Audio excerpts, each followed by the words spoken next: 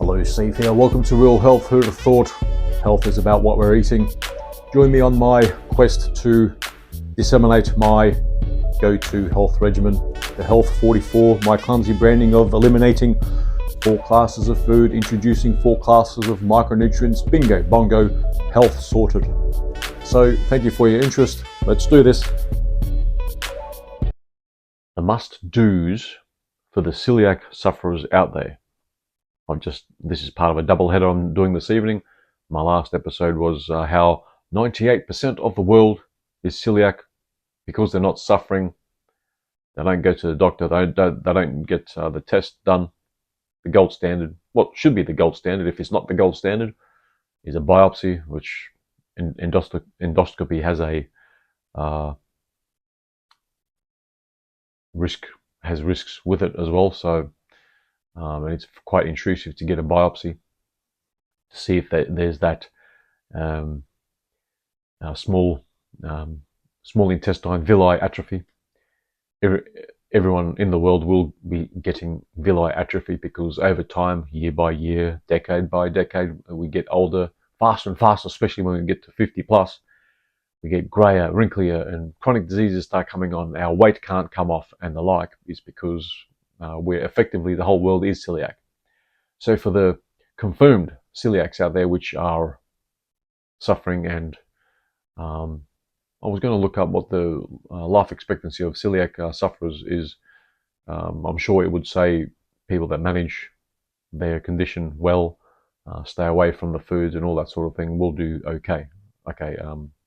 Even I understand that, but yeah, I would have liked to see some figures.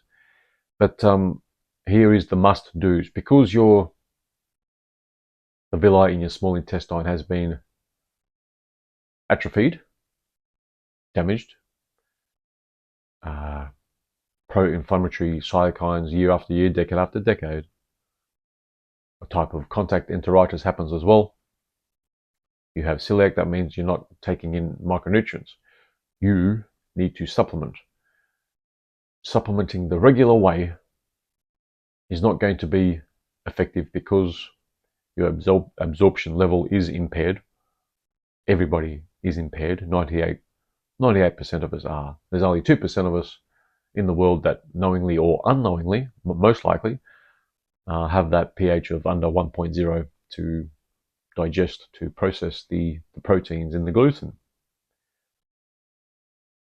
So, here's the must-dos, or the should-dos. It is a must-do, but you better consider it. Even if you don't listen to this, you better bloody consider it. And I've just realised that celiac has an American spelling and British spelling. I've been spelling it the British way, so I'm spelling it the British way here. So here is what you must do. You need to supplement with the 90 declared essential micronutrients, the conventional way, orally, and also these 2 other ways that we need to digest. We need to swish, particularly what I advocate for. There's other micronutrient suppliers, but I use longevity with the white Osteo FX. Swish it around, place it under your tongue for as long as you can. It is even better to get some absorption sublingually, also with the orange tangerine, and hopefully with the minerals as well. I use extra minerals in my regimen, and for me, in the last 6 months, perhaps I've reduced my micronutrients intake to see if I can break my regimen. And also, it's not fully a thing. It is generally a thing where the heavier you are, you need to take more micronutrients. But I'm just trying to test out whether if I halve my micronutrients, that I'll still do okay. Looks like I still am. I'm not gaining any weight. So that's good. That's a good indicator. No niggles or chronic issues that I've had in the past. Very good. So the sublingual thing, that's step one. Step two, buy extra minerals. If it's not longevity, just understand that colloidal minerals are the most bioavailable mineral source. People, go overboard or try with the whole Celtic salt and Redmond sea salt or sea salts, but 3%, 5% you'll absorb, especially as a celiac is probably even less. So this is how to get more sublingually and get colloidal minerals, no matter what the supplier that you get it from. Just look for colloidal minerals, the stuff that has usually 70 plus minerals in there. 60 of them are essential. It's pretty hard to separate the 60 essential minerals that we need because it's a hard process. It'll be more expensive. So you get 70, 77, I don't think it's 80. So it's a bit under 80 minerals. I know Celtic sea salt and pink Himalayan salt has 80 to 84 minerals. The bioavailability is not there, right? So with the minerals, put some in your hand, on your palm, start wiping it all over your body. Sorry for the mic. All over your body. If you want to try through your hair as well, put it through your hair. That is another means to absorb the micronutrients that aren't absorbable through your already impaired and atrophied villi in your small intestine. The villi in your small intestine does, did I mention this already? Just in case I haven't, 90% absorption goes through the villi in your small intestine. Let's get some more absorption through the sublingual route and wiping it all over your skin. I've heard of anecdotes and stories where nursing home sufferers, they're a bit funny about bringing in your own micronutrients, and people have disguised, oh, we're just giving them a massage, micronutrient, the minerals in, giving our loved one a massage and improvements, even more lucid presentations, more life,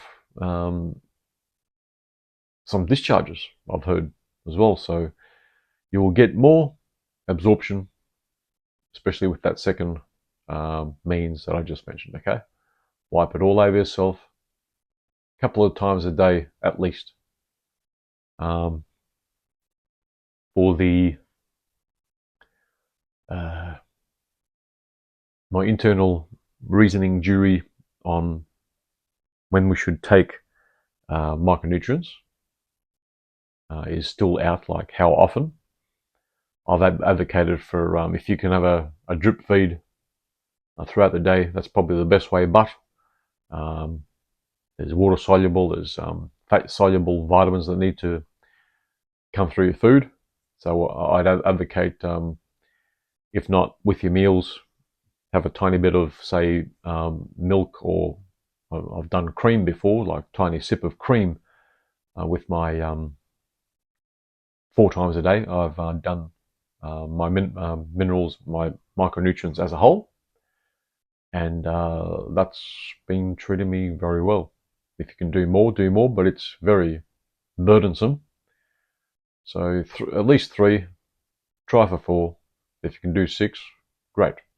If you can have an organized drip feed, even better. But at least a couple of times a day, the sublingual and wiping, especially the minerals over your skin, everywhere.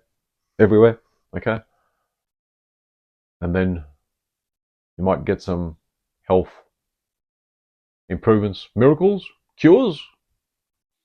Not the celiac. It's pretty hard to come back from that. Oh, actually, it is recoverable.